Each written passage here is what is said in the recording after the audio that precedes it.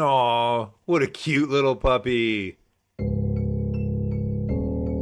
What are you doing?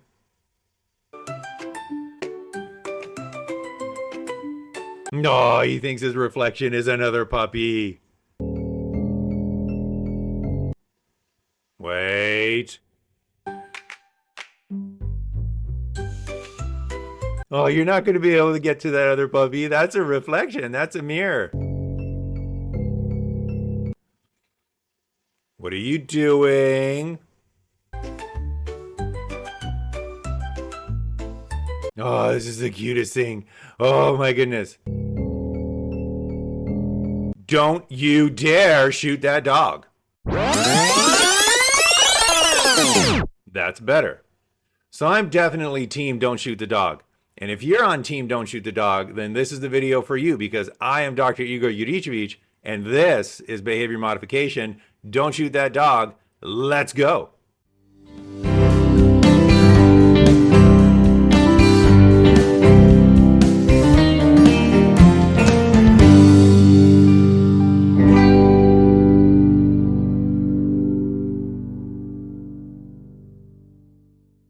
All right, so today we're going to continue our look at shaping by taking a look at the modern principles of shaping, basically a list of principles that are going to help us shape in the best possible way.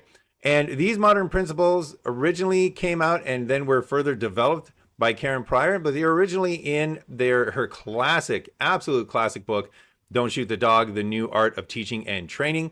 So if you are interested in behavior modification and you want a very approachable, very easy to pick up, straightforward overview or introduction to behavior change techniques, highly recommend Don't Shoot the Dog. And we're going to take a look at some of her principles that were originally proposed and Don't Shoot the Dog, and then developed further into the 10 modern principles of shaping. So before we get to that, let's take a look at what Pryor had to say about the way that psychologists work with their clients sometimes and the things that we want to improve upon. So Pryor mentioned in her book that training is a loop, a two-way communication in which an event at one end of the loop changes events at the other, exactly like a cybernetic feedback system. Yet many psychologists treat their work as something they do to a subject, not with a subject. So that last part is what we're going to focus on today, that many psychologists, they treat their work as something that they do to a subject rather than that two-way communication, that interplay with the subject. So to ensure that we are not falling into that trap of doing things to a subject, but rather entering into that relationship and working with a subject, to that end, we are going to take a look at the 10 laws of shaping. Now, again, these were originally proposed in Don't Shoot the Dog. They have since been developed, but we are going to take a look at those 10 laws of shaping so that we can make our shaping the best that it can possibly be.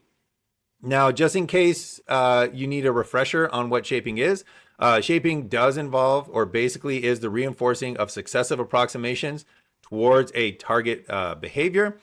And if you have any questions on the basics of shaping, highly recommend check out this video, How to Shape Behavior, link in the description. And then also for the pros and cons, things to do in shaping and things to avoid in shaping, you can take a look at the ups and downs of shaping, again, link in the description. But what we're going to be doing today is we're going to be taking a look at the 10 principles of the 10 modern principles of shaping. So you know what shaping is, but now how do you do it to the best of your possible abilities? So for this, we got a new countdown girl. So introducing her. And we're going to start off with principle number 1. And principle number 1 is to be prepared before you start. So before you start shaping, you want to make sure that you have a clear plan and that you are ready to reinforce immediately when the teaching begins. So let's take a look at an example of this. So let's say that you are going to tutor somebody in calculus. If you're going to tutor somebody in calculus, you should have the problems ready before you start the session, and you should be ready to immediately reinforce any correct problem solving steps, any closer approximations to that target behavior of them being able to do the homework on their own. So this is one that is sort of deceptive, because sometimes the actual plan and reinforcers are kind of built into the situation. So if you're tutoring somebody on a calculus homework set, then your plan is already there. It's your calculus homework set. We start at number 1 and we'll work through to number 10. And the reinforcers oftentimes are readily available. So in this case, it's social reinforcement. They do good on a problem. You're like, wow, hey, awesome job. You're really getting this. You know, they come a bit closer to solving it than they did last time. They needed less assistance from you. It's like, wow, that's amazing. You've made so much progress. So that social reinforcement, it's readily there. It's available. You don't have to come with reinforcers ready. However, that's not always the case. So if you're trying to teach children how to write and how to properly hold a pencil, then you better come with a plan of, okay, we're going to start by just picking up the pencil. And then once you can do that, we're going to flip so that it's now in a functional grip. You got to have that plan going in, and you got to be ready with your reinforcers just in case they get that behavior on that first try. So that's technique number 1. Make sure that you are prepared before you start. All right. Modern principle number 2. Modern principle number 2 is that you want to ensure success at each step. So the key idea here is that you want to break down your behavior into small steps so that the learner can consistently succeed. And then also key idea B is that you want to choose a reinforcement criteria that is easily or readily, maybe not easily, but readily reachable by the learner. It's a possible thing that they can do. So let's take a look at an example. Let's say that you're trying to teach your friend how to write a research paper. And a research paper basically it's a multi-step process, and all of these steps are difficult. You got to start with finding your sources, then you move to outlining, and then you start tackling full paragraph construction. You basically have to go through a whole bunch of different steps. So what you want to do is you want to break that down. You don't want to just start training how to do a research paper. You want to say, all right, there's all these steps. Let's start with the first one. Let's start with just finding sources. And then what you want to do is you want to make sure that you have a plan where the first thing they need to do is something that you're going to be able to reinforce them for. So you wouldn't just say, hey, find some sources, and then wait for them to find that first source and then reinforce that. If they don't know how to do anything about finding sources, you can't just sit around and wait. So what you need to do is you need to figure out, well, what is something that they can do? And then I'm going to reinforce that. So maybe it's simply as just logging into the database. Just get them to log into the database. And when they log into the database, reinforce it. It's like, hey, great job. We're in the database. Yay, we can do work now. And then move the criteria up. Now they have to use any search terms in their search. And then once they get good at that and you reinforce them, now they need to search by title or author or topic. And then you just continually go up that successive approximation to the target behavior if they can do a search all by themselves. But make sure that that first approximation, you choose something, and make sure that at each step you choose something that, given their current ability, they can reach that next level. It might be a little bit more difficult. It might take a little bit more effort, but they can reach the level. It's doable, and they can have success at every single step. All right, principle number 3, train one criteria at a time. So you only want to train a single criteria at a time. And this is something that is very challenging when there are multiple criteria that go into a target behavior. But in order to do it at the best way possible, when you're shaping, focus on that one skill at a time. So for example, let's say that you are training somebody to improve their public speaking. Public speaking has a lot of different aspects to it. It's got volume, it's got hand movements, it's got the actual content of the speech, it's got eye contact. There's a lot of different things when you're shaping that you need to shape in public speaking, but only focus on one at a time. So you might want to focus on just volume and projection. Just make sure that this person can command the room with the sound of my voice, right? Just make sure that they got that volume and projection, and just work on that. When they get a bit louder, reinforce those successive approximations. And then later you can add in dynamic hand gestures to make their speech more engaging. You can add in visual eye contact to connect with the audience, but don't do it too soon. Don't do it while you're shaping other aspects of the behavior. All right, number 4. And this one is kind of counterintuitive because it might seem like a step backwards. But again, these are the principles of behavior that help us get to the best way to shape behavior. And this one is to relax previous criteria when some new aspect of the behavior is being introduced. So you want to relax those criteria when something changes. So when you're going to that next step in the successive approximations, or when you're going to that next target behavior or aspect that you're going to start reinforcing, relax your previous criteria. So let's go back to teaching somebody how to do a research paper. And let's say that you taught them how to write a basic research paper, how to get their thoughts organized, how to do all that. And now you're going to teach them APA formatting for the first time. So you're going to teach them that American Psychological Association formatting style. If you're going to introduce that new aspect of the behavior, you want to temporarily reduce their criteria for any previous behaviors. So maybe they start making grammatical mistakes when they're incorporating that APA style. Maybe their organization of their thoughts in their research paper isn't as coherent as it used to be. Relax the criteria. Don't punish them, or don't call out those previous behaviors. Just focus on learning that new APA style for the time being. And then once they get better at getting that APA style, then you reintroduce your previous criteria. So we're going to allow them to get a little bit worse at the things that they've just learned in order that they can get better at this new thing that we've introduced, with the goal of eventually bringing everything back up to this new level. All right, technique number 5. Technique number 5, or principle number 5, is that if one door closes, find another. So the key idea here is that if your shaping approach isn't working, try another strategy. There is more than one way to shape a behavior. So let's say that you were trying to teach children the alphabet, and we were trying to teach them the alphabet using flashcards. So we're trying to shape their behavior, going from just recognizing A all the way up to recognizing the entire alphabet, and we're using flashcards. And let's say that it is just not working. One of your students is just not getting it. Well, then you can use other techniques to shape. Maybe you introduce a mnemonic technique, like the alphabet song.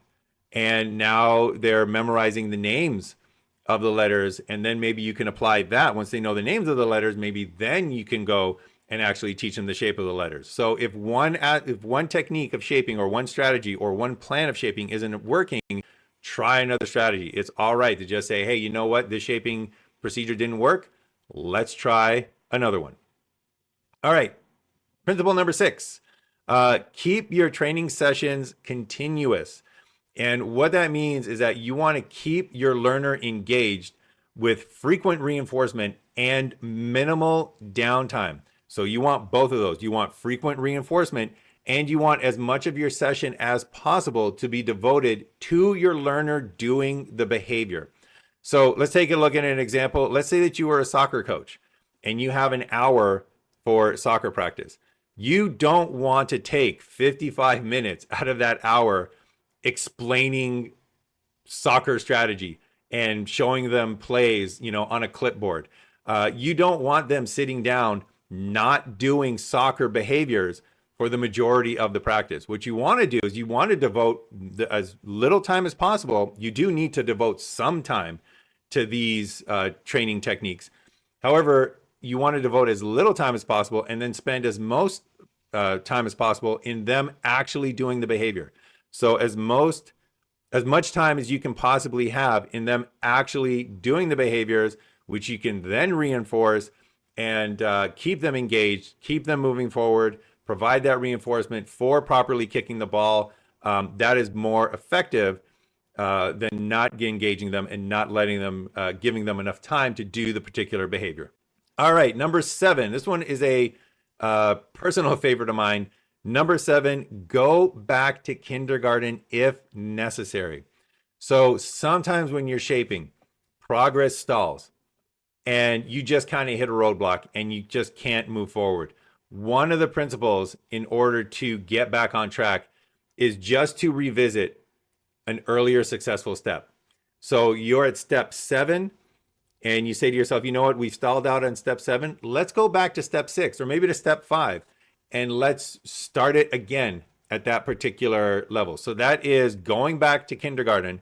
And this is something that is very difficult oftentimes to do, especially if you're doing self-administered shaping. So if you are manipulating and modifying your own behavior, to go back from a level that you took a while to reach and took effort to reach, and then to say, oh yeah, we're going to go back to a previous behavior, that is oftentimes very difficult.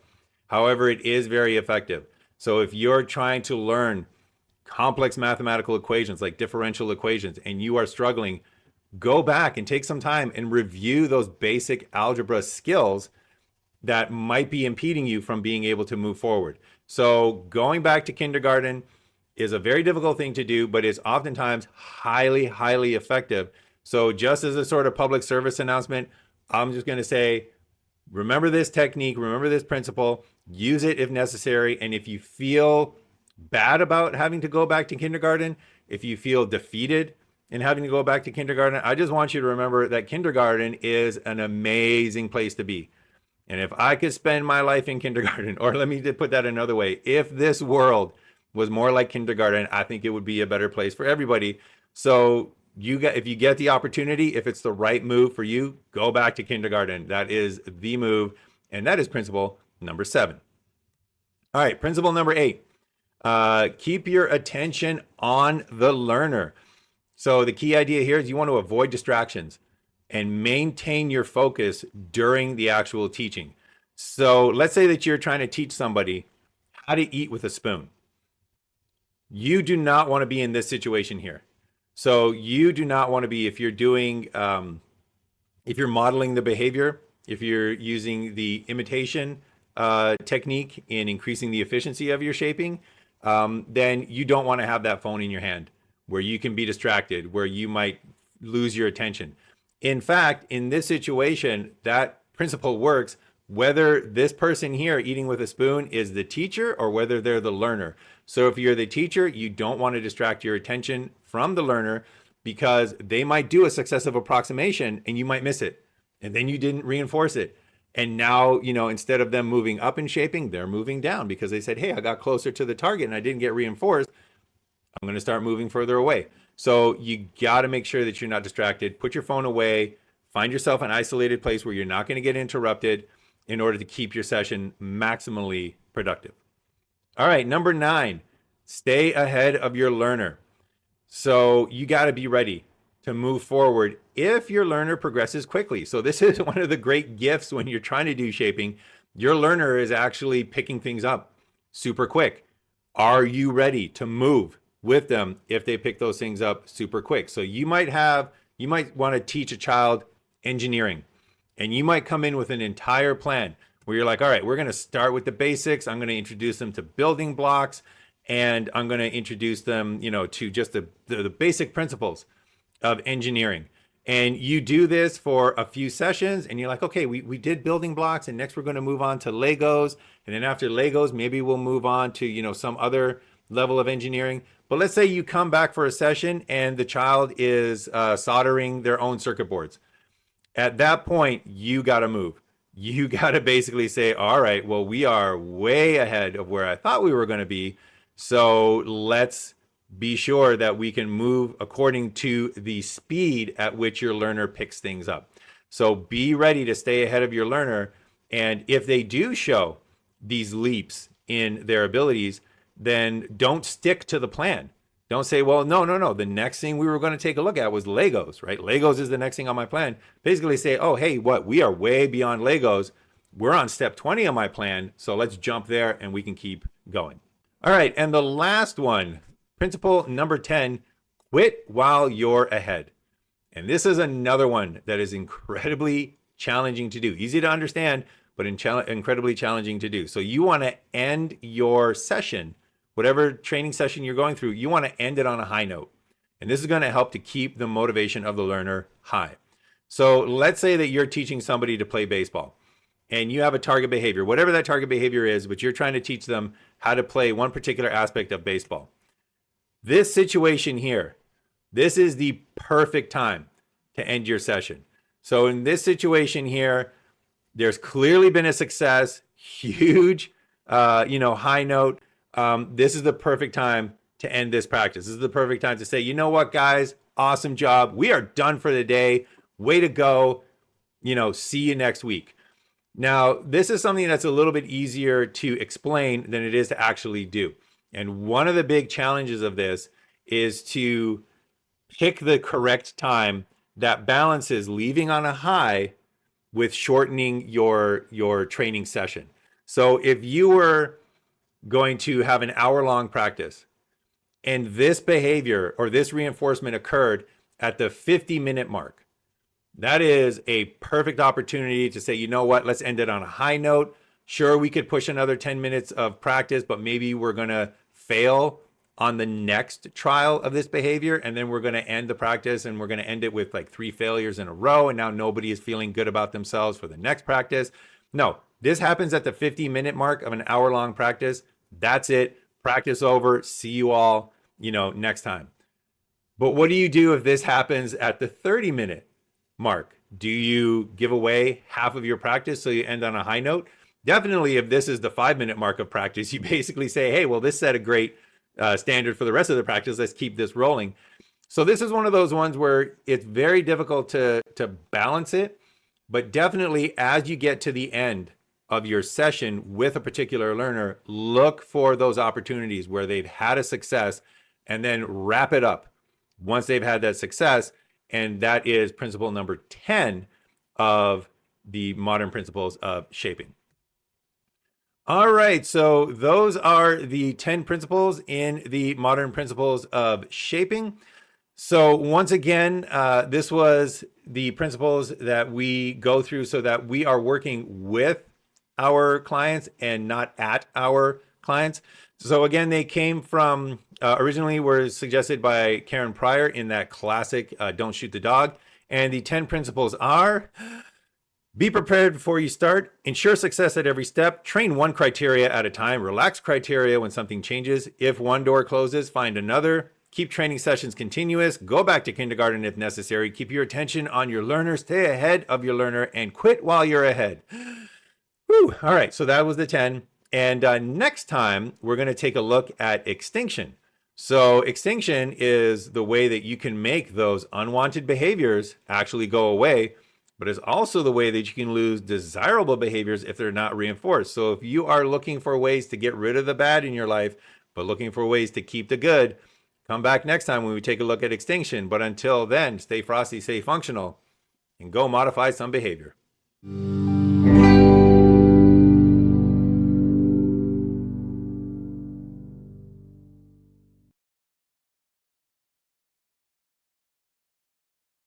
Modern principle number 2, there she goes. Modern principle number 2, one sec. She should be looping these. All right, modern principle number 2, one second, let's back up on that. There should be a 2 there, but we're going to keep going.